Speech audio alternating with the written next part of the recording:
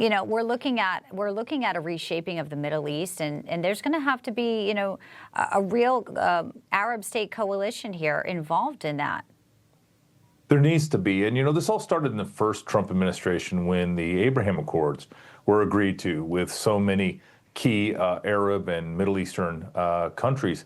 And I think you're going to see that continue. Obviously, Saudi Arabia would be an important member to enter into an agreement like that. But the president's right. I mean, before we start talking about sort of ultimately what's it look like after we get all these other things in place, let's talk about what we've seen with our own eyes, which is the devastation and destruction that happened in Gaza because Hamas continued to fight and continued to put their own people and their fellow citizens at risk. And so I think we have a long way to go.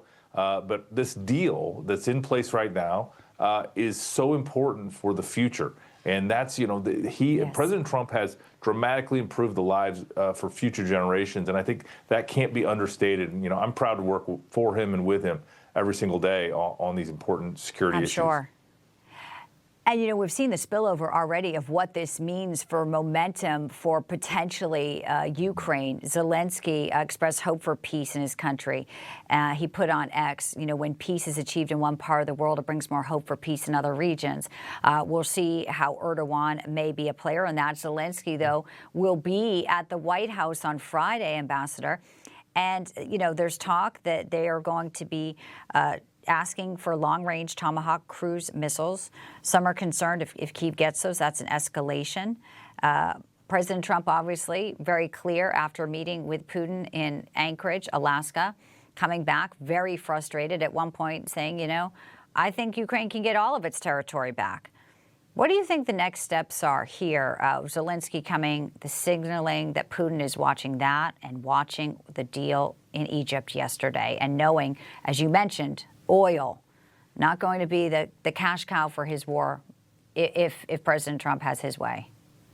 Yeah, I mean, Putin's going to continue to get weaker and weaker. And, long-range fires, if the president ultimately decides to give Tomahawk missiles or other long-range weapons that can carry a significant payload, that puts a lot of Russian oil and gas infrastructure at risk. But so does the interdiction of the shadow fleet, what we saw France do over the weekend before last. And all of these things continue to put pressure on Vladimir Putin, on the Russian economy. And there's a simple way out. This is the bottom line, is like, just end the war. Stop the killing. Thousands of people are dying every single week, up to 7,000, 8,000 soldiers on the front line. It's tragic. President Trump's been very clear that the killing needs to stop. And he's going to continue to work to find the right circumstances on both sides, with both Ukraine and Russia, to end this war and to stop the killing. And quite frankly, again, a place where people should be able to live in peace and harmony and prosperity.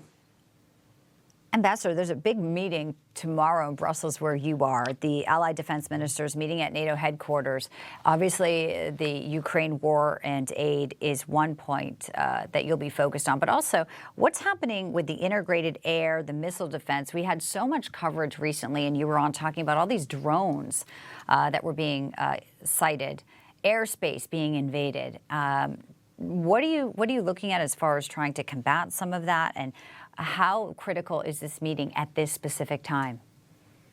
Yeah, well, this is a crucial moment. First of all, we need to make sure that we continue to operationalize the agreements we made in The Hague at the last summit in June, and that our allies continue to spend more money. We're probably going to spend close to $1 trillion this next year on our own defense and security, and we're expecting Europe and Canada to equalize on that same spending. But, we have to work on things like counter-drone, air and missile defense.